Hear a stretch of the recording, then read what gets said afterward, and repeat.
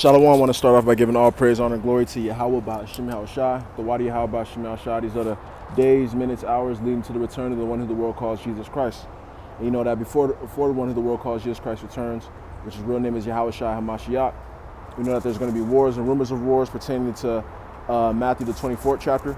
We know that there's going to be more calamities, more earthquakes, things of that nature. As the one that you've seen in the Philippines, as the one that you've seen in not Colombia, Venezuela, and there's going to be a lot more. All right, there's going to be World War III, pertaining to Revelation, the 11th chapter, the 14th verse. There's going to be a third World War, nuclear missiles being shot across these different countries with capabilities, pertaining to Isaiah the 34th chapter, the 5th verse. All these different things leading to the return of the one who the world calls Jesus Christ, and ultimately, the RFID microchip being pushed, the RFID microchip, which is the mark of the beast, being pushed on a heavy level. And all those things leading to the return of the one who the world calls Jesus Christ, which his real name is Yahweh Shai, returning and delivering the elect of the nation of Israel, the true believers. This is Daniel chapter 12, verse 1. At that time Michael shall stand up, the great prince who stands watch over the sons of your people. And there shall be a time of trouble such as never was since there was a nation, even to that time. And at that time your people shall be delivered, everyone who is found written in the book, right? So, going back to the deliverance, going back to what we know is getting ready to happen. The people who are going to be delivered are the people who are on the right side of the Heavenly Father. People who are written in the book, the people who have that mark of exemption from the judgment that's getting ready to happen. And the way that you can get that is by making sure that you're doing the right things in the eyes of the Heavenly Father every day. Scriptures talk about the eyes of the Lord are 10,000 times brighter than the sun. Lord sees and he knows all things. Just like they talk about Santa Claus, he sees you when you're sleeping, he knows when you're awake, he knows when you've been bad or good, to be good for goodness sake.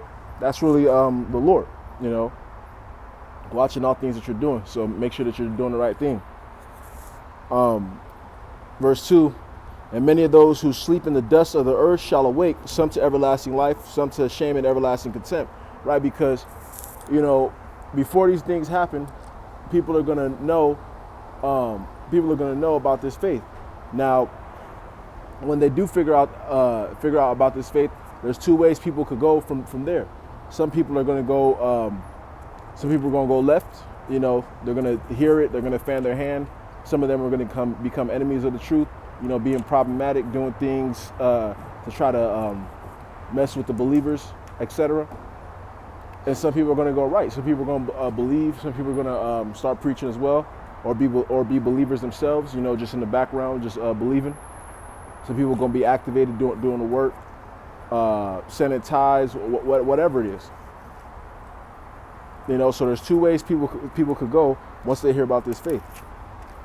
Those who are wise shall shine like the brightness of the firmament, and those who turn many to righteousness like the stars forever and ever. Because, people, you got the World Cup going on, and, though that's cool, for the people who worked out and did all that and made it, they're representing their country. People think that's pretty much the greatest thing you could do. You're a player in the World Cup, you're doing great. But in the eyes of the Lord, the greatest thing that you could do is not only be a true believer, but to be used as an instrument to turn other people towards righteousness, because we can't turn people ourselves. We could just be used as an instrument to assist that. You could be used as a teacher or whatever the fact. You know what I mean? Verse 4. But you, Daniel, shut up the words and seal the book until the time of the end. Many shall run to and fro, and knowledge shall increase. Right? So many shall run to and fro, and knowledge shall increase. A lot of people, they're going to go different ways in these last days, and knowledge is going to be increased. Which is why you got, you had these different things, but you got flying cars. Oh, I saw this other thing.